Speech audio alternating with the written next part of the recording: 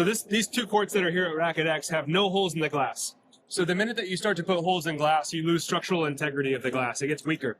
So we have a proprietary bonding system or a plating system between our glass. When you say holes in the glass, what do you mean? I mean like drilling like holes. when you have the like, you know, fasteners. Fasteners. Gosh. So our court has no fasteners on the glass. How about that? How is that secured? Yeah. So that's a proprietary process that we have. Look at that. For sure.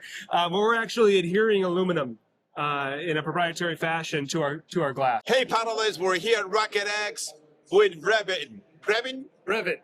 Yes. The new kid on the block on the paddle court section of the glass. And the beauty about this is they're made in USA. Yeah. So, off the glass, tell us, how did you come up with this idea, amazing idea? You're the first ever paddle court company in the US. Yeah. Well, this sport, for one, is addictive, right? So the first time that you step on a court and you start to play, man, awesome sport. My partner and I have over 25 years of experience in the steel and glass space, not in Padel, but in the stairs and railing space. And my background is in steel fabrications. So the first time that we were introduced to the court and the game, like, man, this is an amazing sport. This is a beautiful structure. When was that? Honestly, this was in October of last year, dude.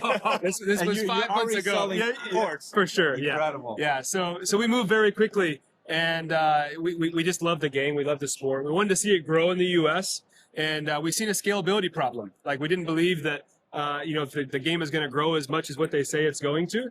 We needed somebody here in America designing and building courts, and that's the solution that we brought to the table. So our steel and glass, everything is made in house in Indiana, and everything is domestic.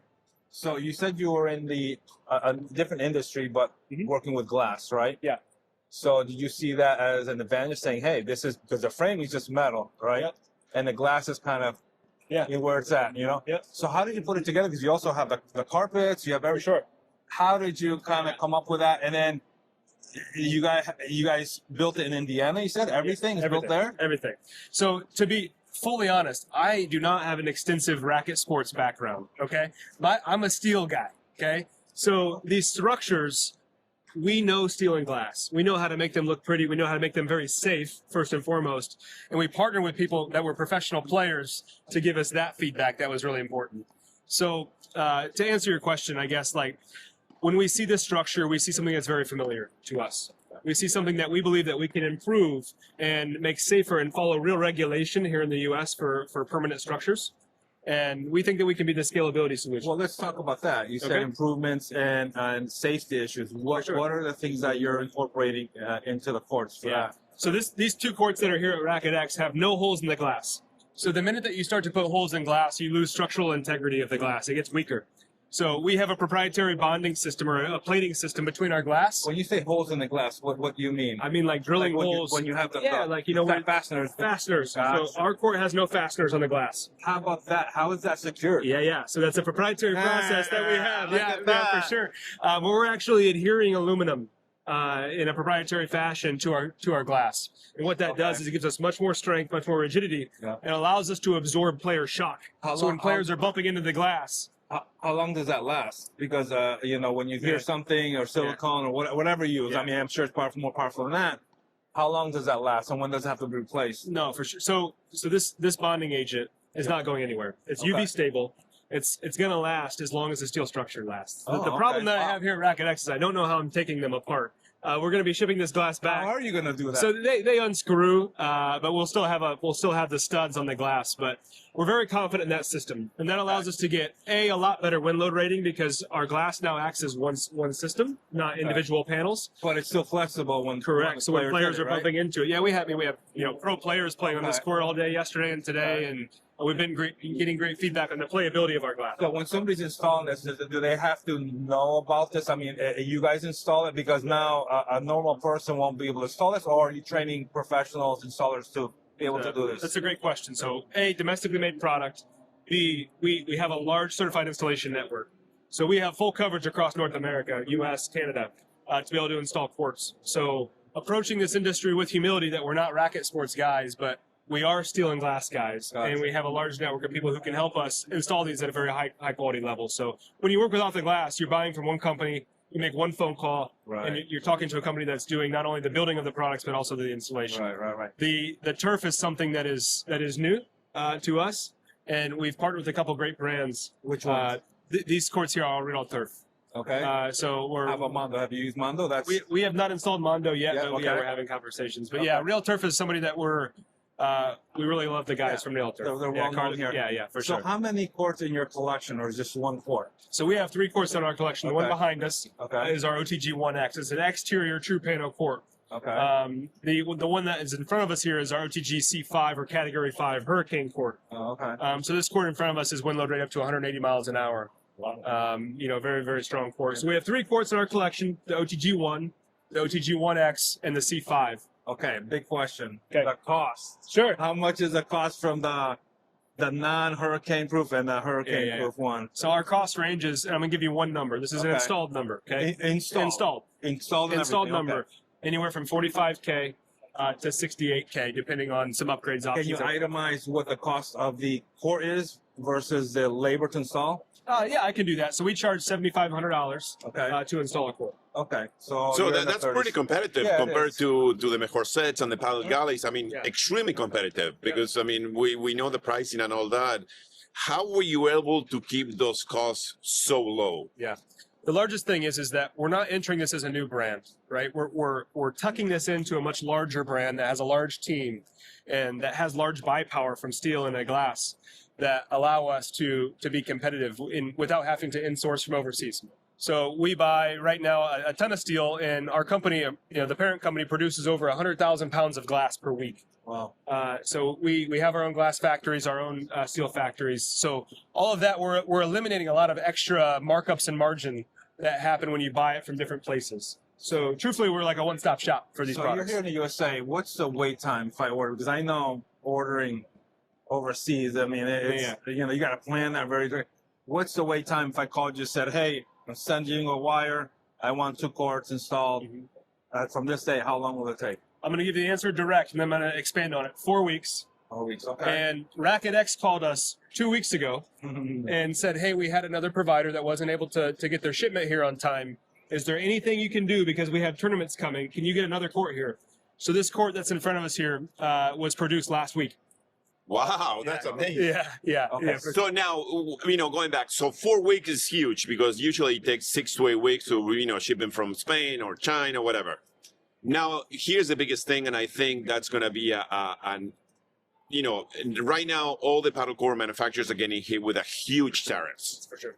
You guys don't have any tariffs. No. So now, because now you're adding to the competitive price, 30, 40% more of the steel and all that. So you guys are the ones to go right now because the tariffs are really keeping everyone out of the market just because of that. Yeah. There's a lot more risk too because of the unknown, with the way that the world is today, unfortunately.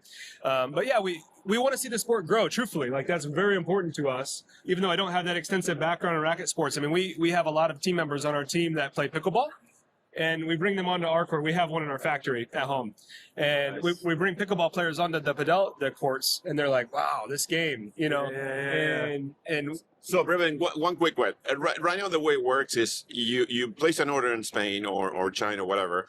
They put them in a container. They ship them to you. They put them right there where the club is going to be. You got to get a crane. You got to take them out of the container and all that. How is your process works different to?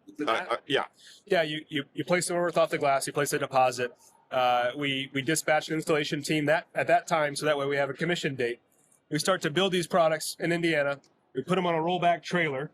There's a 4,500-pound fork truck that puts it on the trailer and one that takes it off, Nice. and then one of our teams installs it. There is not a lot of extra touch points that happen. So, Jules, the consumer doesn't do anything, which is great. That's a beauty. Easy, That's a easy. beauty. I need Yeah. a deposit and an address. That's what I need. Okay. One big thing is the lights. Yeah. What are you guys using for lights? This is one thing that I think a lot of the court builders kind of like overlook. Yeah. And it is important, especially somebody as old as Jules, that, the light has difficulty looking at the ball, Yeah, So what are you guys using? And do you have options? we do. Okay. Yeah. So these light here is an American company that produces the T3 fixture. So these are T3 lights. They're fully adjustable. With courts, we do not spec a standard height. We have a standard height, but there's not a rule that says, hey, the lights can't be higher than this. Right. we believe in getting our lights as high as we possibly can. So these fixtures are connected to our courts, are 22 feet high to the fixture. What that does is it gives us a better flood plan of our court, so less shadows. Yeah. But it also is, from a player perspective, that light is further from you. Right. So you get less of that like player fatigue, super bright on the eyes. So that allows us to really get some good feedback from the I players. can see that. It's pretty high. Yeah. So you determine that based on the height of the club, or if it's indoors, like. So we make all of our poles the same. Okay. All the same, and then you can cut them to whatever height that you need. Okay. Gotcha. So one of the things that we also get, do consultations for building clubs and things like that.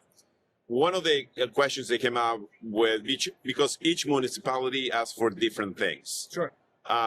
This municipality is asking for the type of lights that you're going to be installing. It's going to be, bothering the neighbors and all that, the quantity of lumens and all that. Do you provide all those certifications? So there's a lot of questions about lights because you have, potentially sometimes in residential spaces, you have hoods that you have to put on the lights. Yeah. A lot of questions about concrete and wind loads. And there's a lot of questions in the U.S. as the sport starts to expand on what is good and what is okay and what's allowed. What do the rules say? Do you get involved in that? For sure. So okay. that is our background in the stairs and railing space. Is we're working with fall protection. 45 stories up, handrails. Very important structures. So we provide that system from hey, here's the guidance, here's the spec, and if you have questions, come back to us because we want to see these courts go up too. So you're pretty much telling them, okay, this is how the footings have to be. This white for this court right here. Yep. And then yeah. Oh, that's great. Yeah. I mean, so do you guys help or give guidance? Because a lot of the new club owners, they have no idea about the cement slab or where do I put the court? Yeah. Do you provide guidance on that aspect as well? That's great. Yeah, we do. So we want to get involved as early as possible. So from facility layout to working with subcontractors, helping guide them through this process, because unlike some other countries in the U.S., every municipality is different. Not just, we don't have one standard rule, right? Every city, every county has different rules. So we want to help club owners navigate that process and help them answer some of these questions that are unknown right now. So do you anticipate or project any other products that you guys are going to be producing besides the courts in the future? Yeah, for sure. We're very interested in the pickleball space. From a steel and glass perspective, whether that's court divider. That's a bad word here. I know, man. I know. But really, I envision Off the Glass being best known for being an inch wide and a mile deep in the Padel space. Yeah. That's what our brand will be. There's other products that we envision producing with what we know, which is steel and glass. But in the Padel space, we want to be the best solution in the U.S., North America, for safe, well-playing, beautiful court structures. Yeah. So now, if somebody wanted to look at your court and play on it, to make an educated decision on purchasing it for their club, do you guys have any clubs? Yeah. So this is a fun question. I mentioned to you when we started this business, the LLC was actually formed on January 1st. So they can come to your home and try it out there? Yeah, we can do that. But since January 1st, we have 79 installations scheduled. Wow. So that was pre-RacquetX. Where do you think that is? Is that in Florida, West Coast, I can New tell England? you. So Florida, Boston, Indianapolis, Malibu, California, LA, Nice. Down in Texas. So we've already kind of gotten across the U.S. and we are a new brand, so it's a little early. But yes, we'll have some courts here in Tampa in the next couple of weeks. Brevin, I'm an American here. I was born here, and I love that this is an American brand. Yeah. So congratulations, and I wish you all the luck. Before we go, where can they find you? Where can they get information, pricing, and all those things? So offtheglass.com is obviously the place where you can find all of our court models and those types of things on our socials, Instagram, LinkedIn, Facebook, all of those things, or on LinkedIn. Actually, I'm super active on LinkedIn. So if you want to engage with me, my name is Brevin Bennett on LinkedIn, but offtheglass.com, you can submit information through that. Right. That's the best way to contact us. Instagram. Yeah. What's the handle? Is at offtheglass_Padel. Beautiful. Yeah. Good luck, man, Brevin. We're looking forward to start seeing your courts all over the place. Yeah.